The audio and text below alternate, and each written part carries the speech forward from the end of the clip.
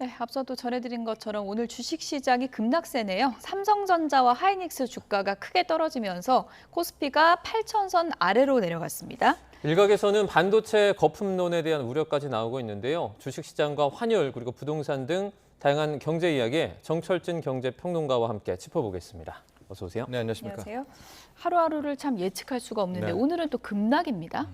어쩔 수가 없는 것 같습니다. 워낙 반도체 쏠림이 강한 우리 국내 증시이기 때문에 하루 웃고 하루 웃는 재료에 따라서, 그런데 여기에 뭐 잘 아시겠지만 단일 종목 레버리지 ETF까지 있지 않겠습니까? 안 그래도 쏠려 있는데 그 쏠림은 더 극대화가 된다, 이렇게 보시면 되겠고요. 자, 지금 표에서 보시겠지만은 매도 사이드카가 올해만 15번째. 예. 자, 매도 사이드카 혹은 이제 반대로 매수 사이드카도 있겠죠. 선물이 5% 떨어지거나 5% 올라갈 때 프로그램 매매를 일시 중단시키는 걸 우리가 사이드카라고 합니다. 반면에 서킷 브레이커는 첫초 1차 서킷 브레이커가 마이너스 8%, 현물이 빠졌을 때 아예 증시를 20분간 쉬게 되는 건데요. 매도 사이드카, 선물의 5%가 변동된다는 것도 실은 엄청난 변동성이거든요.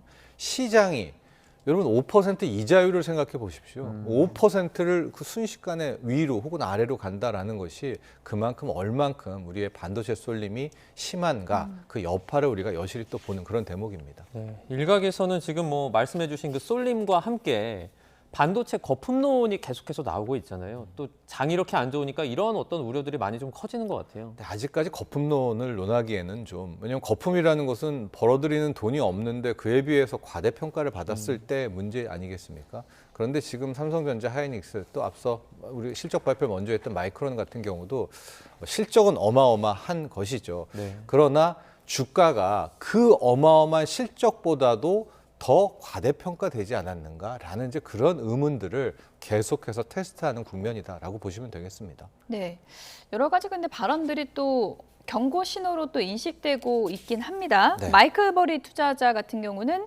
한국 반도체 투자 발표가 정점의 신호다. 뭐 끝의 시작이다, 종말의 시작이다, 뭐 이런 얘기를 했더라고요. 그렇죠.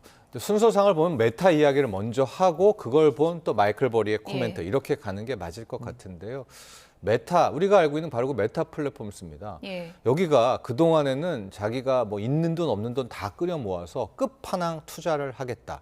그래서 AI 데이터 센터를 무조건 많이 예. 짓겠다라고 이야기를 했는데, 간밤에 메타가 갑자기 이 짓다 보니까 남는 AI 컴퓨팅 전력이 있다는 거예요. 남는 이걸 가지고 자기네가 이 GPU를 가지고 그 컴퓨팅 파워죠. AI 컴퓨팅 파워를 가지고 이제 클라우드 사업을 하겠다. 예. 그 GPU 임대 사업을 하겠다라는, 아주 쉽게 말씀드리면은 이 발표를 하는 게 이게 지금 먼저 큰 발단이에요. 예. 이렇게 되니까 오히려 메타 자체는 이제 좀 정신 차렸구나. 그동안에는 돈 끌어다가 그냥 무조건 투자, 과잉 투자를 했는데 일단은 클라우드라는 것들을 통해서 어느 정도 현금을 좀 확보하겠다라, 뭐 이런 의도였었잖아요. 예. 그래서 메타 자체는 8% 넘는 급등이 나왔거든요.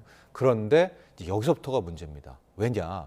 그동안 메타라든가 뭐 우리가 알고 있는 이런 빅테크들 같은 경우에는, 하이퍼스케일러들은 돈을 벌든 못 벌든 예. 먼저 엄청난 AI 데이터 센터를 져서 소위 말한 AI의 패권을 자기네들이 쥐겠다는 경쟁을 했었잖아요. 그런데 메타가 일종의 좀 말이 안 되는 소리를 했잖아요. 아니 뭐 이 컴퓨팅 파워가 남아돌아? 아니 그 뭐지 이게? 우리는 이때까지 없고 막 그 소위 말하는 공급 부족이었었다고 생각을 했었는데, 그리고 또 하나가 이게 앞으로 그동안에는 빚만 내서 막 AI 데이터 센터를 때려 지을 줄 알았는데 좀 정신을 차려서 중간중간에 현금 흐름이라고 하죠. 이런 실적과 이익을 좀 챙기려고 하나 보내라는 이 우려가 바로 엔비디아를 거쳐서 이 메모리 반도체까지 온 겁니다.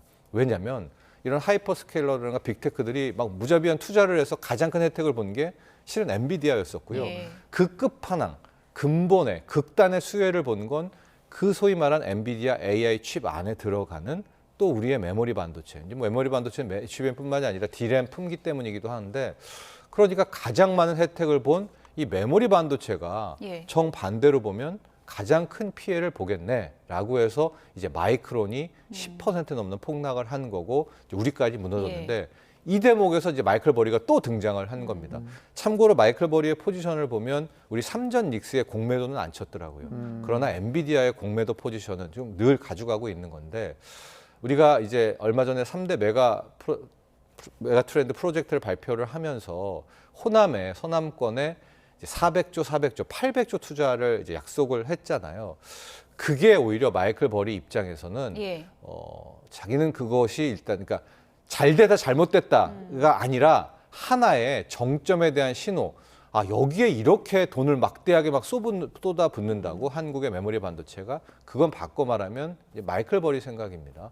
우리는 끝까지 갈 줄 알았더니 반도체 메모리 사이클이 이미 하방을 시작한 것이고 삼전 닉스의 그 투자에 대해서 이게 네. 바로 끝의 시작. 그러니까 떨어지는 사이클의 시작점이 왔다라고 해서 오히려 더 하락을 부추긴 그런 발언.